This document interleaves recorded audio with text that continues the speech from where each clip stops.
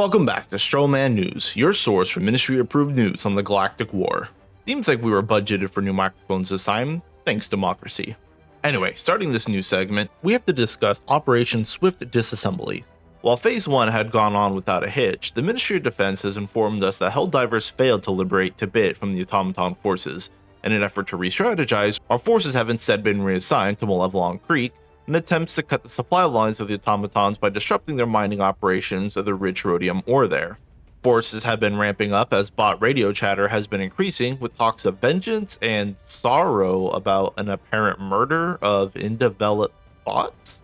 What? Dude, is that right? What does that even mean? Did the MOI approve of this? Okay, that just sounds ridiculous to me, and it should to all of you as well. Bots are incapable of being alive in the first place and do not feel emotion.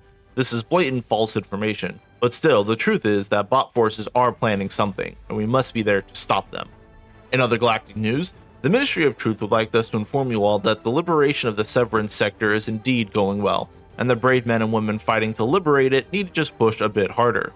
As you can see, we are very close to eradicating the bot forces off Malevelon Creek and securing their rich mineral supply, but we just need a small push.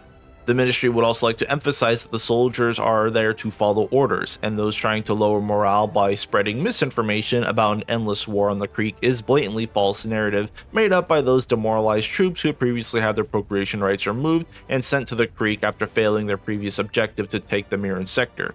Please report these individuals to your nearest democratic center. Oh, this just in. The Ministry of Defense has informed us that Malevelon Creek has been liberated completely. Finally, we've done it. There's been a lot of doubt about the creek ever falling, as the bots had dug in their steel heels hard, and about 25% of our total operational forces have been stuck on the creek. But thank you to all the loyal Helldivers who have been fighting on the creek to finally get it liberated.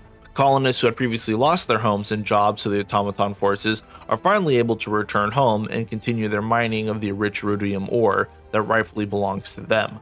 Procreation rights for soldiers involved on the front lines of Malevelon Creek that had previously been revoked will be reinstated soon. But the war is far from over, folks. The Ministry of Intelligence would like us to inform you all that the counterattacks of the bot forces are likely. The Severance sector is the last stronghold of the bot army, and the loss of the creek will not be taken lightly. The Ubanea system is already under attack by a large automaton force, and Helldivers are being dispatched to hold the planet. We cannot let the bots take back any systems, or we risk losing that we fought so hard to save. Moving on to other news, for those still serving in the Terminid offensive, the Ministry of Intelligence has provided us with an informative video about the Terminid Charger class bugs and how to effectively deal with these menaces should you not have any high-powered weaponry available to you. Let's take a look.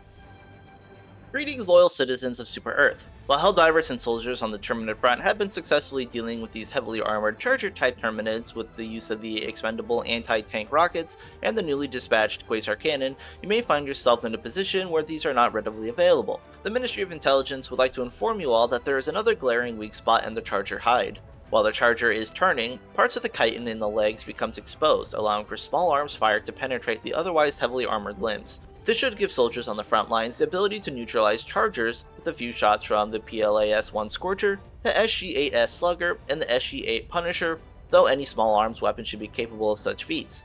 Do be aware that the Charger's limbs are only exposed while they are rotating, so moving to flank the creature is advised, and the use of EMS-based stun grenades are highly effective at giving soldiers ample time to exploit this vulnerability.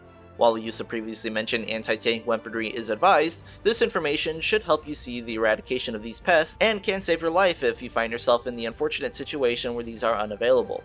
Thank you for your time and your continued service for democracy. Alright, thank you MOI for that information. It will serve us well. In other news, the Ministry of Defense has put together a document regarding the liberation of sectors and planets. An audit of wartime tasks has been conducted, and it was found that many Helldivers have been dispatching to low-risk combat zones in an attempt to fill out as many service forms and mission completion documents as possible without providing much of any assistance to the actual war effort. These unpatriotic individuals are being reprimanded, and the MOD statement regarding such actions are as follows. Helldivers are to accept mission briefings for areas with the highest amount of threats they're available to handle. The mass extermination of all those who threaten democracy is the sole duty of a Helldiver. Mission objectives with no assets or strategic purposes do not aid in the liberation of sectors, and are there to provide new recruits with a sense of structure and familiarity for their surroundings before moving on to more hostile territory with objectives worth fighting for. Interesting. Why would someone constantly file mission completion reports for areas of no value? What? For salvage? They're junk divers? Not what they signed up to be, that's for sure. And for our last segment of news, Super Earth has distributed new democratic spreading firearms to the front lines, including the high-tech LAS-99 Quasar cannon, capable of penetrating even the strongest of armors, and the MG-206 heavy machine gun, which has high-caliber rounds that can punch holes in most bugs. Though Helldivers are recommended to don fortified armor to assist your joints in managing the recoil of this beast of a weapon. Super Earth's manufacturing has also published a press release regarding the new upcoming weaponry to add to the arsenal of Helldivers fighting to save democracy. The new information regarding these weapons should be available to the public soon, and that's all the time we have for you today. Thank you for tuning into Strohmann News, your place for Ministry-approved broadcasts, and we'll see you next week for an update on our Galactic War.